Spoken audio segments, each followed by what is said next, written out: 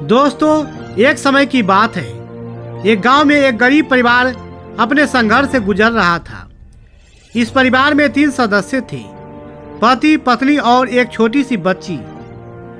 गरीब व्यक्ति को नौकरी नहीं मिल रही थी, जिससे उनकी आर्थिक स्थिति बहुत तंगी में थी। बच्ची कभी कभी अपने माता पिता से पूछती थी कि हमारे घर में सब कुछ कब ठीक होगा। वह दूसरों की घरों को देखती जहां सब ठीक रहता था और वह अपने घर में हर दिन नई परेशानी का सामना करती थी। उन्हें रोज यह सोचना पड़ता था कि आने वाला कल कैसे बीतेगा और खाना कहां से आएगा। पिता अपनी बेटी का हौसला बुलंद करने के लिए रोज घर से बाहर ले जाकर एक पहाड़ दिखाकर कहते, बेटा इस पहाड़ को देखो, यहाँ ऊपर वाला रहता है, उनसे प्रार्थना करो कि वो सब कुछ ठीक कर दे। वह बच्ची हर रोज प्रार्थना करती कि सब ठीक हो जाए और दुआ करती कि उसके पिता की जॉब लग जाए। एक दिन उसकी दुआ का असर हुआ और उसके पिता की सेना में जॉब लग गई। तीनों बहुत खुश हुए और उन्हें लगा कि सब ठीक हो जाएगा, लेकिन समय हमेशा एक जैसा नहीं रहता। कुछ दिनों बाद इस राज्य पर दूसरे राज्य ने आक्रमण कर दिया। जो सैनिक पिता थे उन्हें अब युद्ध लड़ने जाना था। जब वे अपने परिवार से प्यार लेकर विदा हो रहे थे, तब उनकी बच्ची उनसे गले लगकर रोने लगी और कहने लगी, पापा आप मत जाओ, मैंने आपके लिए ऐसी नौकरी मांग ली जिसके कारण आपके जान पर बन आई। मत जाओ, हमारे साथ रहो। पिता उसे समझाते हैं, मुझे जाना ही होगा मेरी बच्ची, इस राज्य के लिए जान भी चली जाए तो कोई बात नहीं। ये सब सुनकर बच्ची और ज्यादा रोने लगी। जब उसके पिता चलने लगे तब बच्ची ने कहा, पापा वो जो पहाड़ पर ऊपर वाला रहता है ना, उन्हें मेरी एक चिट्ठी दे देना और कह देना मेरी इच्छा को पूरी कर दे। पिता मुस्कुराए और सोचे, इसने तो वाकई मान लिया है कि पहाड़ पर ऊपर वाला रहता है। उसके बाद वह चिट्ठी बैग में रखकर घर से रवाना हो गए। अपने बाकी सैनिकों से मिले और जो टुकड़ी थी वह युद्ध के लिए निकल गई।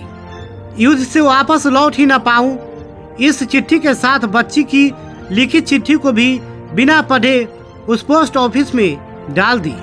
बहुत भीषण युद्ध हुआ, लगातार 2-3 महीने तक चला। इसके पिता के साथ गए एक एक सैनिक बारी बारी से मर रहे थे और गांव में खबर फैल गई थी कि इस राज्य की टुकड़ी खत्म हो गई है, वही टुकड़ी जिसमें इस लड़की के पिता गए थे। घर में दुख का माहौल छा गया। बच्ची ने ऊपर वाले को कोसते हुए कहा, हे भगवान, तूने ये क्या कर दिया? तूने तो मेरे पिता को ही मुझसे छीन लिया। 3-4 महीने बीत चुके थे। एक दिन अचानक दरवाजे पर एक व्यक्ति आकर खड़ा होता है, हाल बेहाल, दुबला पतला, फटे कपड़ों में, जैसे उस व्यक्ति को किसी ने बहुत मारा हो। बच्ची दौड़ कर गई और उस व्यक्ति के गले लग गई और रोने लगी। वह पहचान चुकी थी कि वह व्यक्ति कोई और नहीं बल्कि उसके पिता ही है। अपनी बच्ची से मिलने की खुशी में उसके पिता भी रो रहे थे। उसके बाद दोनों एक दूसरे से बात करने लगे। तब पिता ने अपनी बच्ची को बताने लगे कि सामने वाली जो सेना थी वो उन्हें बंदी बनाकर लेकर गई थी। खूब मारा पीटा था, कैसे भी बचते बचाते घर वापस आया हूँ। पिता और पुत्री का मिलन हो ही रहा था, तब तक दरवाजे पर एक डाकिया वाला आया। उसके हाथ में एक चिट्ठी थी। डाकिया बोला, माफ करिएगा, युद्ध के कारण रास्ते बंद थे, इसलिए चिट्ठी लेट पहुंची है। डाकिया वाले के हाथ में वही चिट्ठी जो पुत्री ने पिता को जाते समय ऊपर वालों को देने के लिए कहा था, और पिता ने युद्ध पर जाते समय डाकिया को यह लिखकर दे दिया था कि माफ करना ऊपर वाला नहीं होता है, मैं तुम्हारा हौसला बढ़ाने के लिए झूठ बोला था। पिता के हाथों में जब चिट्ठी आई तो वे बहुत भावुक हो गए और सोचा पड़ता हूँ कि आखिर मेरी बेटी ने इसमें क्या लिखा है। जब उसने वह चिट्ठी खोली और पढ़ा तो उसके आंसू थमने का नाम ही नहीं ले रहे थे, क्योंकि उस चिट्ठी में लिखा था, हे ऊपर वाले, मेरे पिता को सही सलामत युद्ध से घर वापस भेज देना।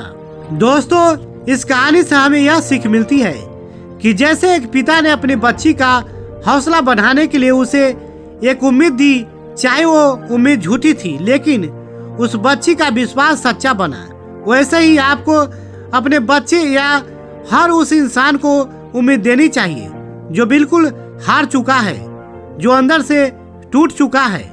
आपको ऐसे लोगों को उम्मीद देनी चाहिए और अगर आप खुद टूट चुके हैं तो उस बच्ची की तरह उम्मीद ना छोड़े, क्योंकि उस पहाड़ पर ऊपर वाला हो या ना हो लेकिन हमारे ऊपर वाला जरूर है। दोस्तों, इसी प्रकार के वीडियो को देखने के लिए चैनल को सब्सक्राइब, वीडियो को लाइक एंड शेयर करने का कष्ट करें। साथ ही अपना राय कमेंट में बताएं कि यह वीडियो आपको कैसा लगा। धन्यवाद।